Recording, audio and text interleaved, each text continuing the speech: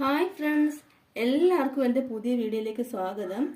നമ്മൾ ഇന്ന് തയ്യാറാക്കാൻ പോകുന്നത് ഒരു അടിപൊളി സ്നാക്കാണ്. നമ്മളിന്ന് തയ്യാറാക്കാൻ പോകുന്നത് അതായത് കുട്ടികൾക്കൊക്കെ ഇഷ്ടപ്പെട്ട ഒരു സ്നാക്കാണ്. നമുക്ക് കുട്ടികൾക്ക് വേണ്ടിയിട്ട് നമ്മുടെ വീടുകളിൽ ഉണ്ടാക്കി കൊടുക്കാൻ പറ്റുന്ന നല്ലൊരു ലഡുവാണ് നമ്മൾ തയ്യാറാക്കാൻ പോകുന്നത്. നമുക്കത് എങ്ങനെയാണ് തയ്യാറാക്കുന്നതെന്ന് നോക്കാം. പാൻ ചൂടായിട്ടുണ്ട്. ഇനി നമുക്കിതിലേക്ക് ആവശ്യത്തിനുള്ള അമൃതം പൊടി ഇട്ട് കൊടുക്കാം.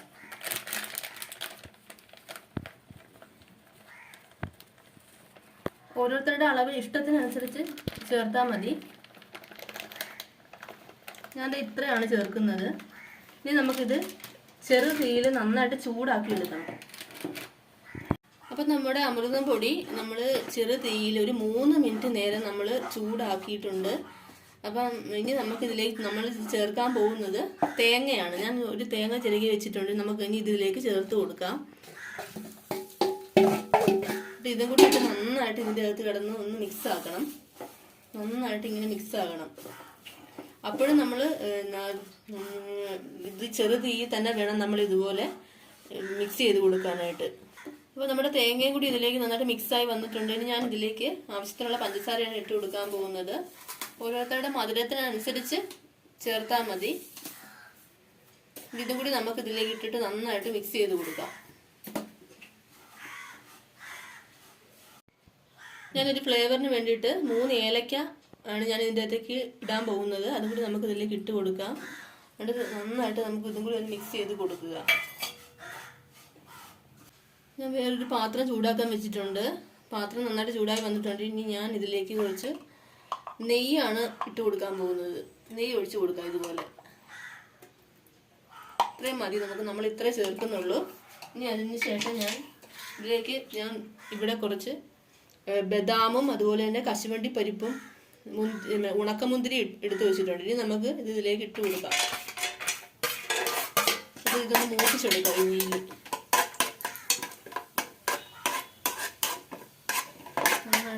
ചെറുതായിട്ടൊന്ന് മൂത്താൽ മതി.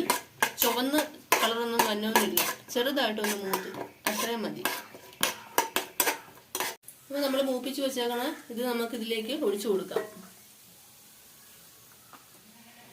നന്നായിട്ടൊന്ന് മിക്സ് ആക്കി കൊടുക്കണം.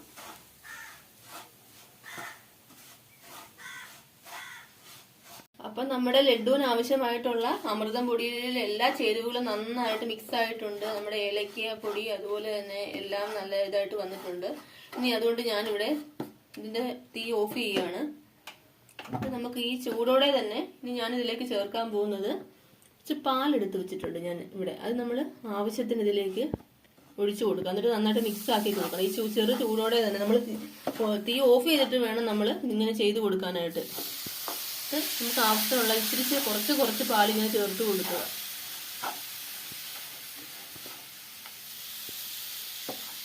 നന്നായിട്ട് ഇതുപോലെ നന്നായിട്ട് മിക്സ് ആക്കി കൊടുക്കണം. ഇതുപോലെ പാല് കൂടി പോകരുത്. അത് പ്രത്യേകം ശ്രദ്ധിക്കണം. അപ്പോൾ നമ്മൾ നല്ല ചൂടാണ്. നല്ല തൊട്ട് കഴിഞ്ഞാൽ നമ്മുടെ കൈ നന്നായിട്ട് പൊള്ളി പോകാത്ത ഒരു ചൂടായിരിക്കണം. നമുക്ക് കൈ പിടിക്കാൻ പറ്റണ ഒരു ചൂട്. നല്ല ചൂടുണ്ട്. എന്നാലും നമ്മൾ നല്ല ചൂടോടെ പിടിക്കുമ്പോഴാണ് നല്ല സെറ്റായിട്ട് കിട്ടത്തുള്ളൂ ഈ ലഡു.